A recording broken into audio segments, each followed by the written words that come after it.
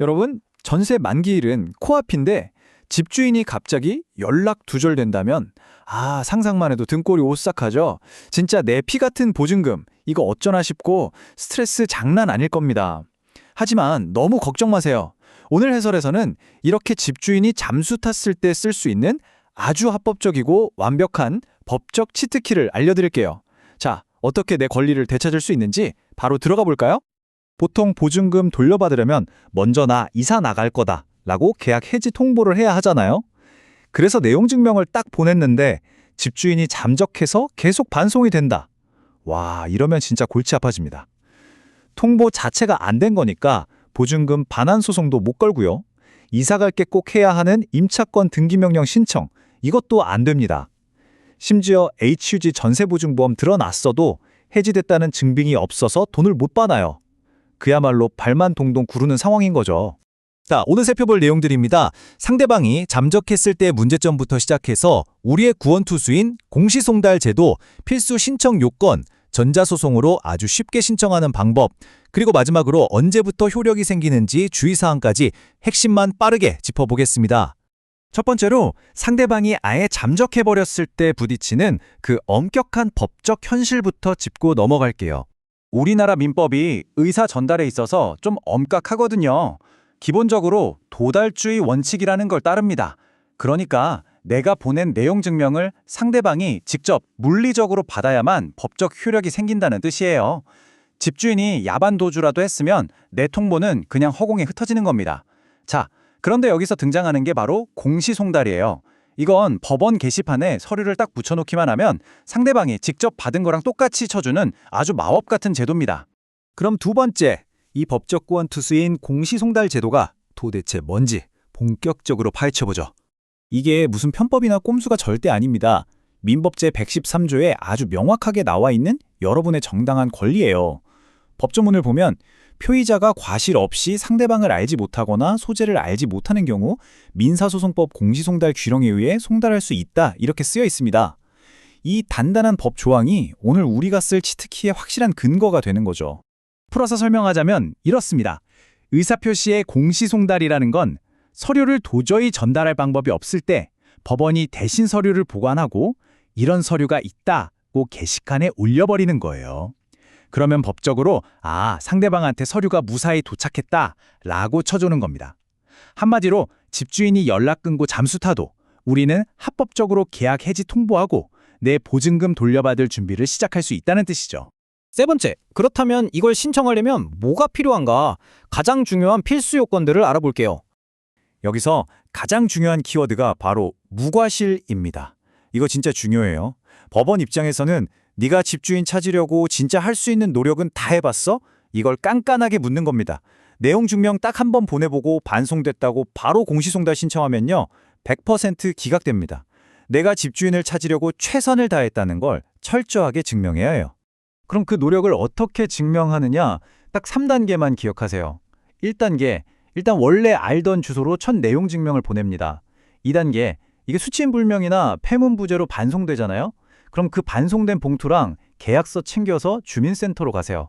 거기서 집주인 주민등록 초본에 떼는 겁니다. 마지막 3단계, 그 초본에 나오는 제일 최근 주소지로 내용 증명을 다시 한번 보내는 거예요. 이렇게까지 했는데도 반송된다? 그럼 완벽한 요건이 갖춰진 겁니다. 자, 이걸 법원에 증명할 때 필요한 증거들이 있습니다. 여기서 꿀팁 하나 나갑니다. 내용 증명 반송된 봉투 있잖아요. 그거 절대 쓰레기통에 버리시면 안 됩니다. 앞면에 반송 사유 스티커 붙어 있는 거, 그거 앞뒷면 다 잘 스캔해서 보관하셔야 해요. 이게 핵심 증거거든요. 그리고 집주인 주민등록 초본, 수신 확인 안 된 카톡이나 문자 내용, 아니면 동네 이웃이나 건물 관리인이 써준 불거주 확인서 같은 것들이 아주 강력한 객관적 증거가 됩니다. 네 번째 순서입니다. 이론을 알았으니 이제 실전이죠. 전자소송으로 집에서 아주 간편하고 싸게 신청하는 법을 살펴볼게요. 보통 법적 조치, 소송, 이러면 변호사 비용부터 해서 돈 엄청 깨질 것 같잖아요. 그런데 놀라지 마세요. 비용은 대략 10,000원입니다. 10,000원이요? 굳이 비싼 돈 들일 필요 없이 법원에 내는 인지대랑 송달료 정도만 내면 누구나 충분히 신청할 수 있습니다. 법원에 직접 갈 필요도 없어요. 대법원 전자소송 포털에 접속해서 공동인증서로 로그인 딱 하시고요. 상단 메뉴에서 민사서류, 누르고 그다음 기타 항목을 찾아보세요. 그럼 거기에 의사표시의 공시송달 신청서라는 메뉴가 친절하게 기다리고 있습니다. 신청 취지란에는 임대차 계약 해지 통보의 의사표시를 공시송달할 것을 명한다. 이렇게 명확하게 한 줄 적어주시면 됩니다. 참 쉽죠? 자, 컴퓨터 켜기 전에 이것들 먼저 바탕화면에 딱 준비해두세요. 본인 인증할 공동인증서, 임대차 계약서 스캔본, 아까 제가 절대 버리지 말라고 당부드렸던 그 앞뒤 다 보이는 반송봉투 스캔본, 그리고 고생해서 뗀 집주인 최신 초본, 이렇게 4가지만 딱 파일로 첨부해서 제출 버튼 누르면 모든 접수는 깔끔하게 끝납니다. 자, 마지막 5번째 순서입니다. 제출하고 나면 언제부터 효력이 생기는지, 그리고 주의해야 할 점은 뭔지 타임라인을 확인해 볼게요. 신청 버튼 눌렀다고 내일 당장 모든 게 해결되는 건 당연히 아니겠죠? 타임라인을 한번 볼까요? 신청서를 내면 심사가 들어가는데 중간에 법원에서 보정명령이라는 게 나올 수 있어요. 뭔가 잘못됐나 싶어서 철렁하실 수 있는데 걱정 마세요. 오히려 이게 진짜 유용한 무기입니다. 만약 전에 집주인 초본을 못 뗐었다면 이 보정명령서를 들고 가면 주민센터에서 합법적으로 뗄 수가 있거든요. 이 과정을 거쳐 심사가 통과되면 드디어 법원이 공시를 명령하게 됩니다. 여기서 우리가 꼭 기억해야 할 숫자가 하나 있습니다. 바로 14입니다.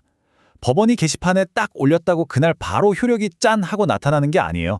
서류를 게시한 날로부터 정확히 14일, 이 2주가 지나야만 비로소 집주인이 내 내용 증명을 받아본 것과 완벽하게 동일한 법적 효력이 발생하게 됩니다. 근데 상황에 따라서 이 시간이 좀 달라질 수 있어요.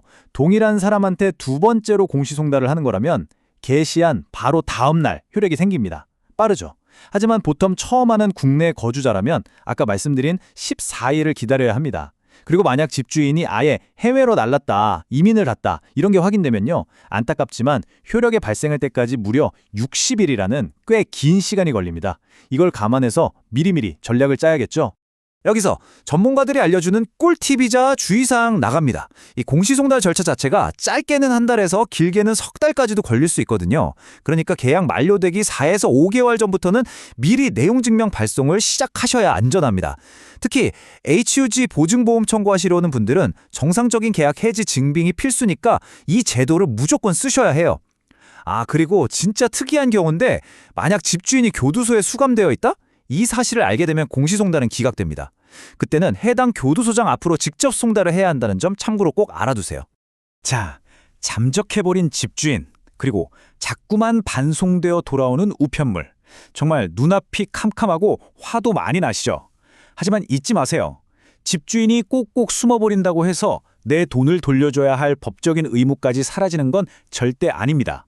오늘 우리는 그 도망친 집주인의 꼼수를 무력화시킬 수 있는 가장 합법적이고 강력한 무기를 알아봤습니다. 자, 여러분의 손에 완벽한 법적 치트키가 주어졌습니다. 이제 멈춰버린 내 권리를 다시 움직이고 소중한 내 보증금을 당당하게 되찾을 준비 되셨나요?